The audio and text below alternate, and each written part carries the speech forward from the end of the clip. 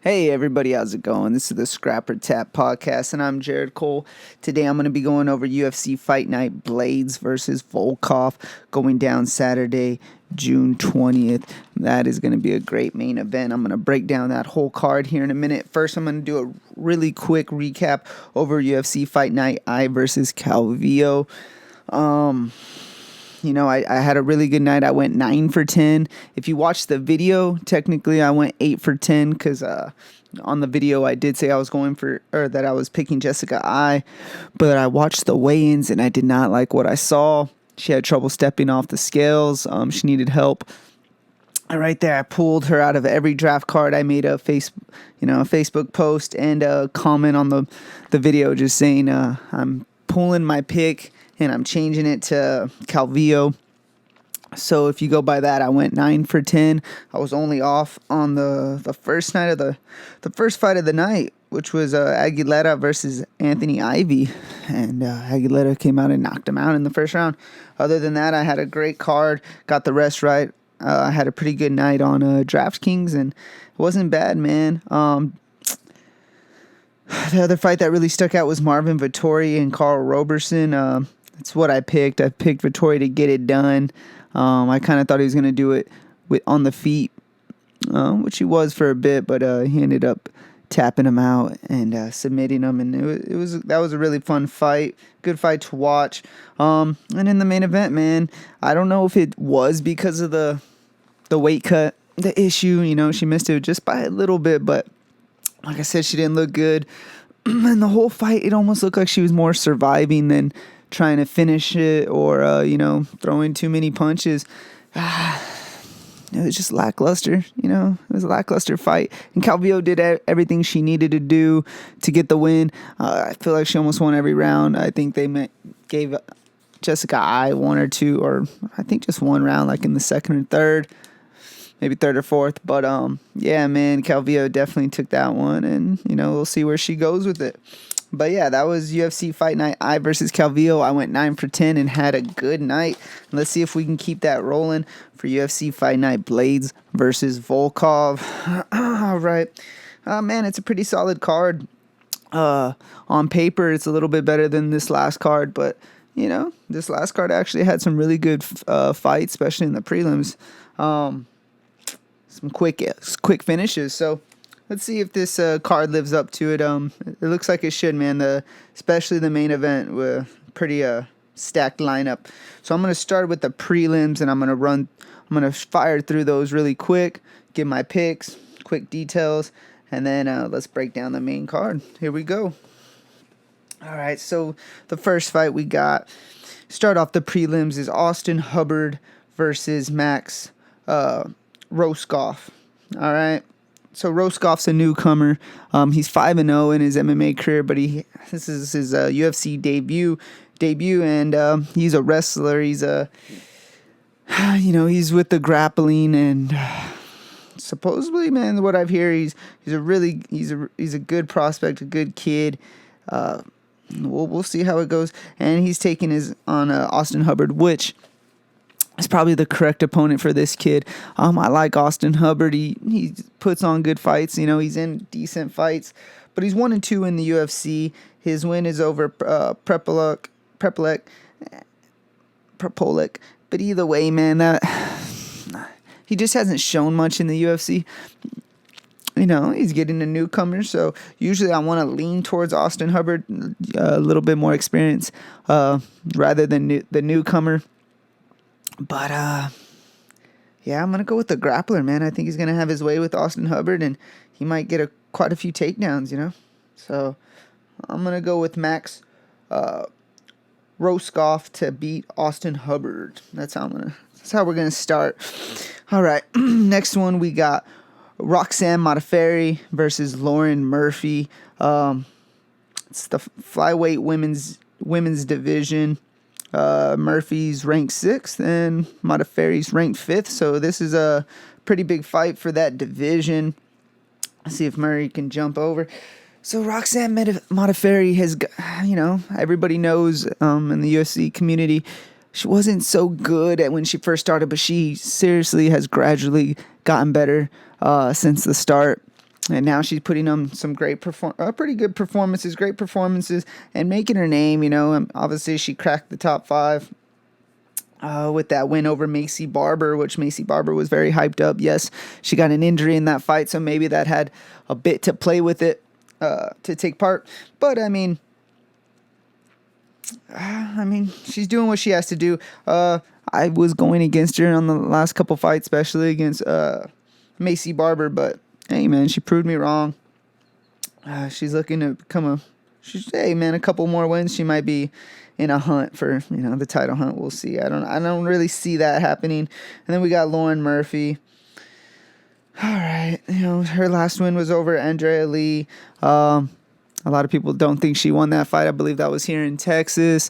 And, we're not, sometimes we get bad judges here in Texas. But, I like Lauren Murphy in this spot, man. I think if she can stay up, I think she can outbox Modafferi. Modafferi's a little bit slow. Lauren Murphy's not much faster, but I don't know. I see Lauren Murphy being able to do it. I think her last win was a KO over Borrella. Yeah, I like that, man. I don't think she's gonna get a KO, but maybe a decision over Roxanne Modafferi. So I'm gonna take Lauren Murphy, which I believe is the underdog. So that's going to be my first underdog in the night. Yeah, because I think Max Roskoff was, I think he's the favorite over Austin Hubbard. All right, so next we're getting into the lightweight division. We got Matt Frivola, the -115 versus Frank Camacho, -115. We got to even pick them. Man, this one can either really go any way, man. Doesn't matter how much research you do. How much you look into it. I think this is a pretty even fight. I think they both have their chances to get the W here. I'm leaning towards Frivola, man. I like the last couple wins he had. One was over Luis Pena, which I see.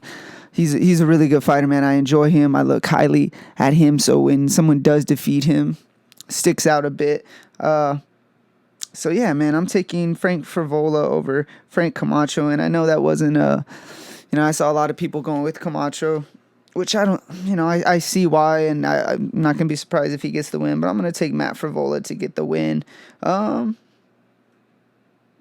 submission or decision. I'll take late submission. All right, next we got Courtney Casey, +110 underdog. Against Jillian Robertson, the -140 favorite. Excuse me. Jillian's a really tough fighter, man. She's gotten some wins that a lot of people didn't expect the last couple fights. And she's really, now she's trying to crack the top 15 with Courtney Casey. I could see her winning. Excuse me. I just like Courtney Casey right here. I said this on another show episode. I think maybe it's some recency bias since this whole pandemic and everything. We've a lot of the same fighters have been fighting. We've already seen a couple fighters fight within the couple weeks from each other, and that might play part, especially when they get a big win. And Courtney Casey just did, so it's fresh on my mind. But I do remember what Jillian Robertson's done. She's very good. I think this is going to be a really close fight. I think this whole card has really close fights. This is almost a pick 'em, but I'm going to take the slight underdog Courtney Casey. I think she can keep it up on the feet. I think she's going to outbox her. I think she's quicker and a little more crisp with the boxing, and I'm taking Courtney Casey. All right, next in the middleweight division, we got Andre Barrio, the +105 underdog versus Oscar Pichota, the -135. All right, so Marc-Andre Barrieu, he is 0-3 in the UFC. He's a big dude. He looks like he's been in, I think 2 out of those 3 were decisions. So, he goes the distance. He looks like he's belongs there, but just something isn't clicking in the UFC. But he's going against Oscar Pichota, which, he's on a little few fight losing streak. maybe this is just that right matchup for Marc-Andre to get his first win. I don't know, man. I don't know. A lot of people are taking grapplers and people that like to close the distance. They're leaning towards them on these fights because the fights are taking place at the UFC APEX, which is a little bit smaller of a cage. But then I heard Chael Sonnen, he went on a little rant how that doesn't matter. They all have to meet at one point, that the cage doesn't matter. So I don't know if it matters, but I see Pichota trying to take him down, quite a bit. And I think the cage is going to help him if that does play a factor. If not, oh well, I still think it would go down. I think Oscar Pichota is going to chain wrestle basically Marc-Andre and maybe find some shots. I think it's going to go the distance, but I'm taking Oscar Pichota. This one was another close one that I thought could be a 50-50, but I'm leaning towards Oscar. All right, next we got in the strawweight division, the plus 165 underdog, Tecia Torres versus Brianna Van Buren, the minus 205. All right, right off the bat, when I looked at this, without doing any of the research, I was, obviously the name Tecia Torres. She's number 12th ranked in that strawweight division. It sticks out. She's been in some wars with some of the best. She's on a 4-fight losing streak, but it's against all really great opponents. All title run type of opponents. And old champs, so it's like, it's the experience factor definitely stuck out when I first saw this fight. But then, Brianna Van Buren, only 1-0 in the UFC. She's just younger, hungrier, and I think it's more of her time. Torres is still, even though she's lost all 4, and it wasn't like really close. None of those fights. But she hung in there, man. She could take a punch. She can dish him too. But I think Brianna Van Buren is just gonna come in and just be a little more hungry. And I think this is almost gonna be like a passing of the torch. I'm not saying Brianna is gonna jump straight into the rankings, which I think she should be in the top 15 if she's not already. For some reason, I don't see a rank next to her name. So this might be, a little passing of the torch. And I think Brianna Van Buren's Her one win was over Sosa, pretty good competitor. And, yeah, I think she's going to do the same thing, Brianna Van Buren, to beat Tecia Torres. And, that'll be 5 in a row for Tecia. So, I don't know where we're going to go from there with her. But, yeah, I see Brianna getting the win on that one. All right, next. It's the last fight of the prelims. We got the veteran, the legend, Clay Guida, versus Bobby Green. Bobby Green's a minus 225. Clay Guida plus 175. Yeah, man. So this, two older cats, but Clay Guida, 38 years old, and Bobby Green, 33, a little bit younger. They both had their, wins and losses in the UFC, man. Both been in some great wars. Clay Guida, come on, we know about all the wars he's been in. Diego Sanchez, win or lose, he's always putting on a really good fight. For the most part, he recently was beat by Jim Miller, which is actually on this card as well. But, man, I like Bobby Green. I think he's obviously a little bit younger and might, just might be able to outwork and out-edge Clay Guida. Clay Guida's known for his cardio, so maybe he can take Bobby Green into the late third round and get it done. That won't surprise me, but I'm going with Bobby Green to outstrike Clay Guida and probably get a second or third round. Let's go second round TKO for Bobby Green. All right, and then we jump into the main card. Speaking of Jim Miller, we got plus 200 Jim Miller versus Roosevelt Roberts, the minus 260 favorite. And, man, Jim Miller, you got to put respect on his name. But I love this Roosevelt Roberts kid. We just broke him down a couple weeks ago in his fight, and I enjoy watching him. I like the style. I like his long punches, his jab, and he's been getting right to it, man. His last fight, I believe, was a first round finish, and I can see him doing the same to Jim Miller. Like I said, you got to put some respect on that name.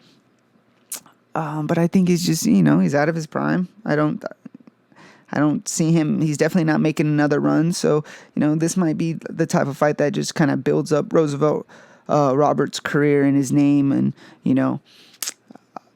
we'll see, help him out with his, patting up his record a little bit. Because Roosevelt Roberts, man, he's young and he's evolving every single fight. And even though he only fought a couple weeks ago, so how much is he evolving from fight to fight? If he brings what he did that night, I don't see him having a problem with Jim Miller. So I'm taking Roosevelt Roberts to get it done. I'm going to say TKO in let's go with another first round finish. Roosevelt Roberts, TKO first round. All right. So the next fight, man, this can definitely be fight of the night. I could see that going down.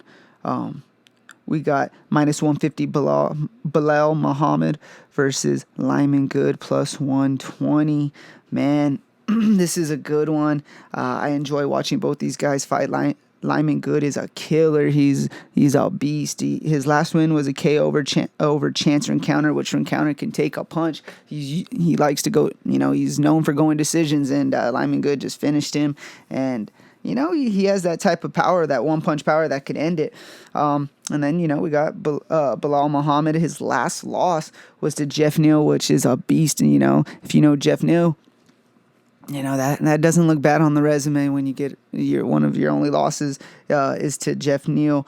I like Bilal Muhammad. I think he's going to put out a lot of punches, man. I think he's going to outwork Lyman Good. Here's the thing, man. Lyman Good gets out that one-punch power that could definitely end it, so I could see that happening. But I think Bilal Muhammad's too smart. Not only do I see him maybe putting more output, I see him grinding, man. I see him trying to get either takedowns or at least pushing him up against the cage and, dominating that aspect of the fight. And I like Bilal Muhammad, man. I think if he gets another couple more wins, keep pushing in the right direction, he might be a competitor in the next year or two. I'm liking him to get the finish, to get the win. I don't know about finish. This could be just a bloody war that goes all three. But I'm going to take Bilal Muhammad to get the win over Lyman Good. Yeah, that's going to be a fun fight, guys. I'm telling you. All right, the next one we got Rocky Pennington versus, she's the minus 140 versus Marion Renault plus 110 underdog. All right, man, this is going to be a good one. Rocky, so she's ranked number 6 in the division, and Renault is ranked 10th. So Renault's trying to climb her way up that division. But, man, Raquel Pennington, I don't know if she's like the gatekeeper status, for that division. Because she's had her title shots and she fights some of the best. She just lost to Holly Holm. It's like if you get past her, you're worthy of a title hunt. You're in the title hunt and worthy of a title shot soon. She's kind of like at that position, but she still bangs, man. She still brings the fight. And honestly, I like her in this fight. I know she is she's the favorite right now, but a lot of people don't like to bet on her. And I'm not saying go put her on Draftkings cards or put money on her or anything, but I see her, keeping this up and just outboxing. I think her boxing's a lot better than Renault's, and we'll see how that goes. But I think she's going to keep her up and outbox her and get a decision win. So I'm taking Rocky Pennington to get the win, man. All right, next one. We got one of my favorite fights on the card. Another one that can compete for fight of the night with Bilal Muhammad and Lyman Good. We got Josh Emmett, the plus 110 underdog, versus Shane Burgos, the minus 140. All right, man. This is going to be a good one. It's the featherweight division, right? Is that what we're looking at? Yeah. Josh Emmett is ranked 8th and Burgos is ranked 10th, so they're very close in the rankings. Yeah, man, I like this one. So we got Josh Emmett with the power punches and that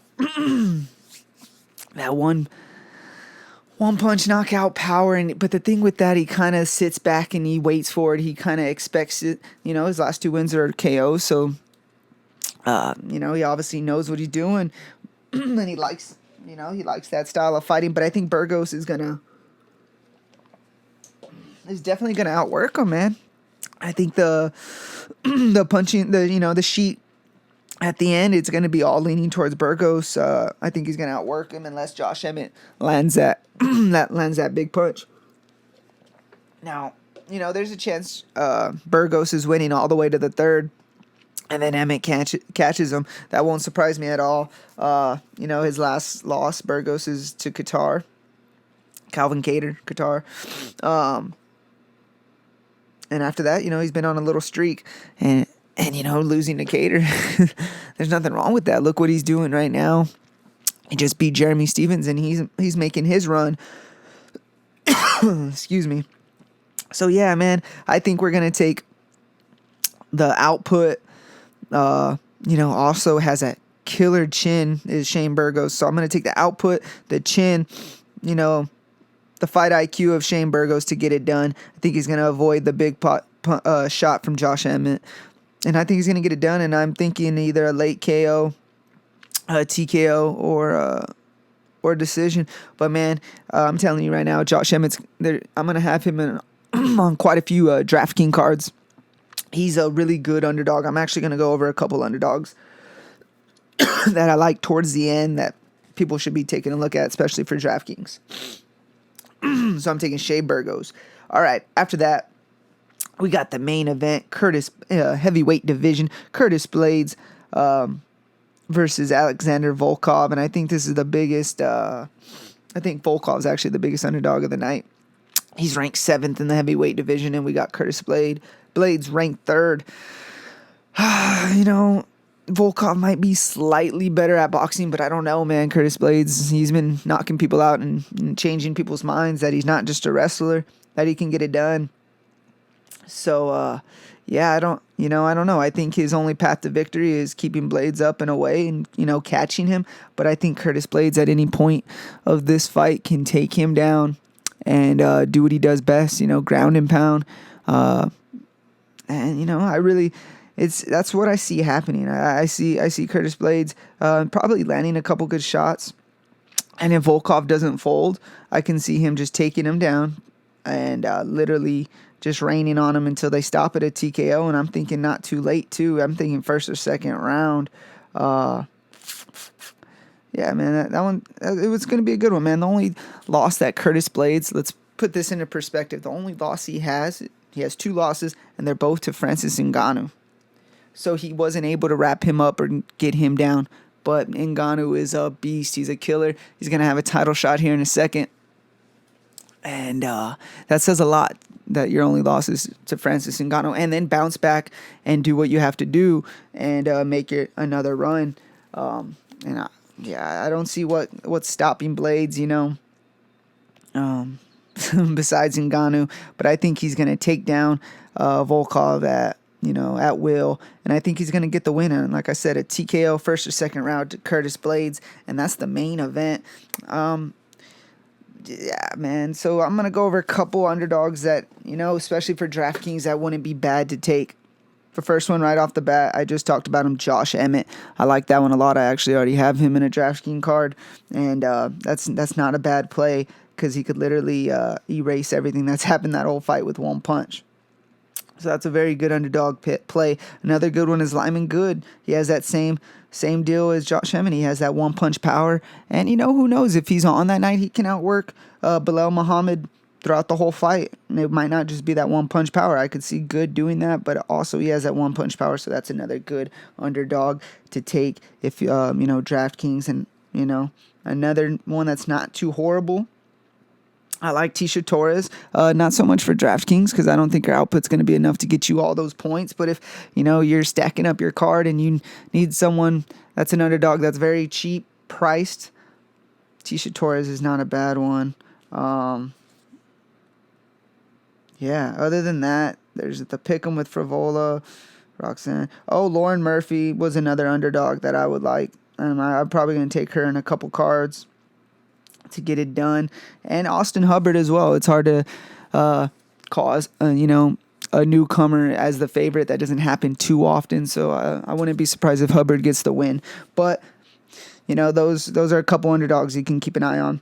So I'm going to run through my list. These are my picks, my official picks for UFC Fight Night, Blaydes versus Volkov. So the first one I got Max Roscoff to beat Austin Hubbard. Then I'm taking Lauren Murphy to beat Modafferi. I'm taking Favola to beat Camacho. I'm taking Courtney Casey to beat Robertson. I'm taking Oscar Pichota to beat Marc Andre. I'm taking Brianna Van Buren to beat Tisha Torres. I'm taking Bobby Green to beat Clay Guida.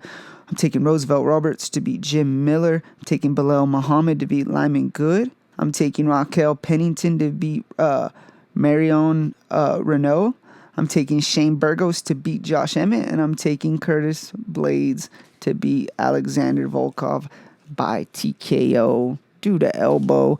Curtis Razor Blaydes with the victory. Man, this is going to be a fun card this Saturday.